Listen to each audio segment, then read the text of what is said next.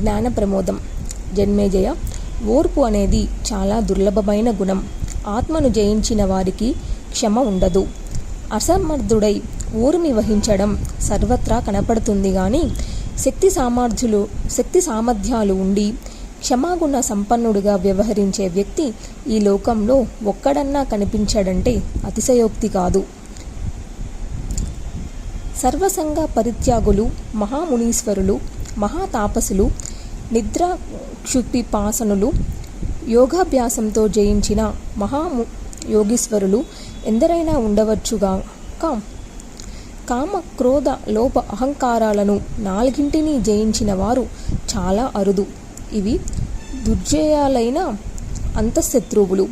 ఈ శత్రువులు జయించిన వాడు భూతకాలంలో లేడు, వర్తమానంలో లేడు, భవిష్యత్తులో ఉండడు. 3 కాలాలలోనే కాదు 3 లోకాలలోనూ లేడు.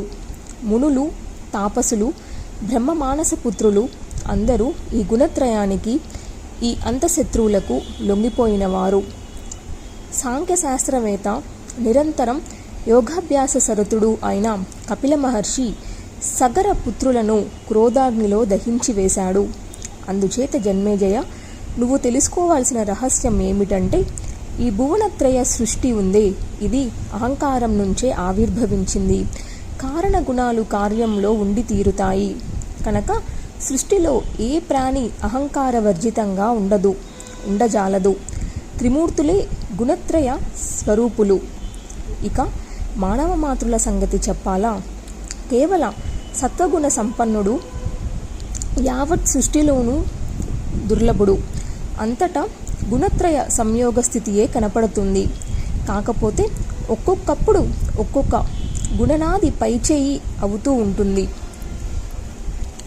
నిర్గుణుడు, నిర్లేపుడు కేవలం పరమాత్మ ఒక్కడే. అతడు అవ్యయుడు, అలక్ష్యుడు, అప్రమేయుడు, సనాతనుడు. అలాగే ఆదిపరాశక్తి కూడా కేవల నిర్గుణ, దుర్జయ, బ్రహ్మ సంస్థిత, సర్వభూత వ్యవస్థిత. ఈ పరమాత్మ పరాశక్తులది అవిభాజ్యమైన నిత్య సంయోగం. వీరు అభినులు.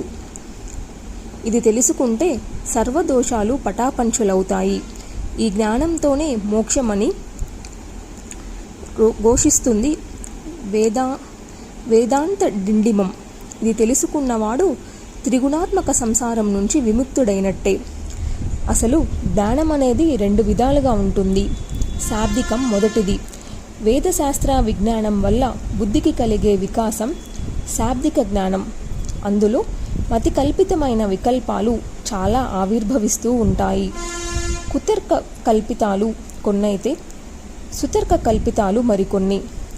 వితర్కం వల్ల విభ్రమం, విభ్రమం వల్ల బుద్ధిభ్రంశం, బుద్ధిభ్రంశత వల్ల జ్ఞాననాశనం కలుగుతాయని పెద్దలు చెబుతున్నారు. ఇక రెండవది అనుభవజన్యమైన జ్ఞానం. రాజా, ఇది కడుగొండ్లు దుర్లభం. జ్ఞానానికి సగం ఏర్పడినప్పుడే ఇది సిద్ధిస్తుంది. కేవల శబ్దజ్ఞానం వల్ల కార్యసిద్ధి జరగదు.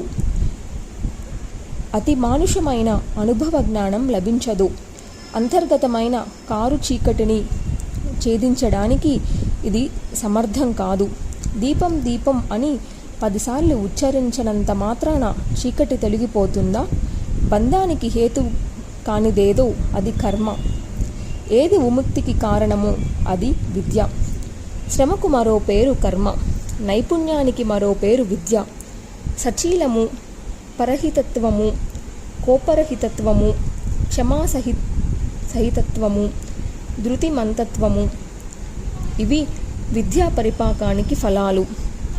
ఇటువంటి విద్యతో కానీ, తపస్సుతో కానీ లేదా యోగాభ్యాసంతో కానీ మాత్రమే అంతఃశత్రువులను జయించగలం.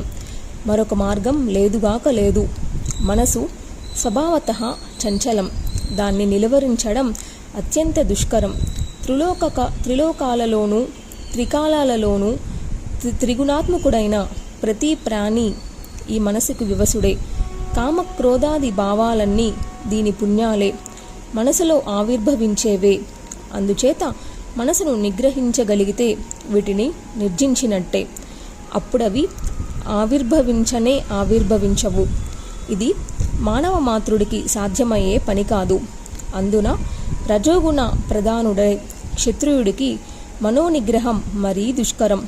అందుకే నిమి మహారాజు వశిష్ఠుని పట్ల ఊర్మి వహించలేకపోయాడు. మరి అదే యయాతి మహారాజు భృగుపుత్రుడికి ప్రతిశాపమివ్వలేదు. ఊర్మి వహించి వార్ధక్యాన్ని స్వీకరించాడు. ఒక్కొక్కడు ఇలా సౌమ్యుడిగా ఉంటే ఒక్కొక్కడు అలా క్రూరుడుగా ఉంటాడు. ఇవి స్వభావ భేదాలు. ఎవరిది తప్పంటాం? పూర్వకాలంలో హైహయులు ధనలోభంతో క్రుధులై బ్రాహ్మణులను అని కూడా చూడకుండా భార్గవులందరినీ సమూలంగా నాశనం చేశారు. బ్రాహ్మహత్య మహాపాతానికి మూటగట్టుకున్నారు. వ్యాసుడి నోటి నుంచి హైహయులు ప్రస్తావన రావడంతోనే తాతగారు అంటూ జన్మేజయుడు పట్టుకున్నాడు. ఈ హైహయులు ఎవరు? ఏ క్షత్రియ వంశంలో జన్మించారు? ఏ భార్గవులను సంహరించారు? ఎందుకు సంహరించారు? ఏదో పెద్ద కారణమే ఉండి ఉంటుంది. లేకపోతే బ్రాహ్మహత్య మహాపాతానికి జంకకుండా అంత పని చేస్తారా? కాబట్టి వివరంగా చెప్పమని అడిగాడు. వ్యాసుడు ప్రారంభించాడు.